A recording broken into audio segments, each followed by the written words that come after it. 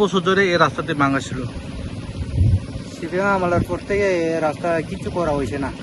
যে বামফ্রম আমলে যেটা কাজ করি যেটা করছিল এখনো তো কোনো ধরেনি। না না না, আমরা তো চলতে অনেক অসুবিধার হয়ে রয়েছে। সেদিকে আবো বাঙ্গা একদম বাঙ্গা হয়ে রয়েছে। আপটা বাইক কেউ চলতে পারে না, অটো চলতে পারে, কোনো গাড়ি চলতে পারে না, বাইসাইকেল পর্যন্ত চলতে পারে না, এমন অবস্থা হয়ে রয়েছে ওই আপটা। তারপরে এখানে দেখা যায় যেটা রাস্তাগুলি অনেক রাস্তা গেছে ভেঙে, এই বিষয়টা নিয়ে কি বলবেন আপনারা? এই এলাকায় বিধায়ক আছে, তারপরে এমডিসি আছে, ওনাকে কি বলবেন মেরামতের জন্য? মেরামত তো এটা সবাই জানে, কি করলে কি হবে, কার জন্য কি ভালো হবে, জনগণের জন্য। আর কি বলবো, আয়েছেরা এই এলাকায় আয়েছেরা এমএলএ আয়ে দেখছেন নি এই রাস্তাটা? ব্লকের ইঞ্জিনিয়ার, ব্লক স্টাফ অনেকে আয়ে গেছে, কিছু করা হয় না।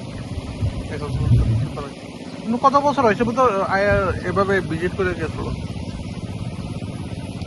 প্রায় আয়া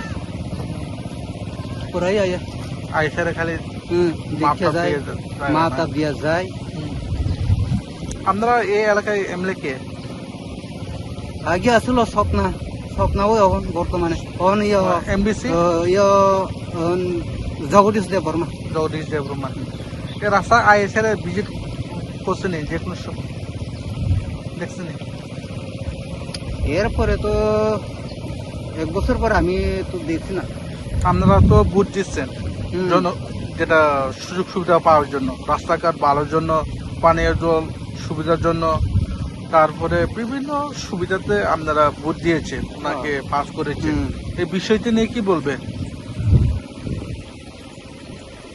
করলে তো জনগণের সবার জন্য ভালো হবে। ভোট তো দেয় জনগণ, এডিসি আর যার যার এরিয়া ভালো ভালো চাই, ভালো করতে চাই, এর জন্য ভোট দেয় জনগণ। এই রাস্তা কইতে কই যায়? মান্দাই থেকে আগরতলাও যাওয়া যায়, এদিক মান্দাই থেকে বোরখাবাইয়া আগরতলা। এই রাস্তায় আগরতলার যারা এখানে কর্মচারী করে না, তো তারা সেদিক দিয়েই এখন বেশি আপ ডাউন করতেছে সোজা রাস্তা দেখে। আপনার নাম? রতিন দেববর্মা। এমনি কয় কিলোমিটার মতো রাস্তা ভাঙা? 2 কিলোমিটার হইব। বলক থেকে এখানে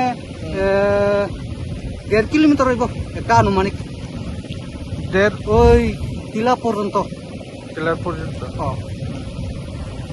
এই জায়গাটার নাম কি? বালুদুম পাড়া। কোন ব্লক?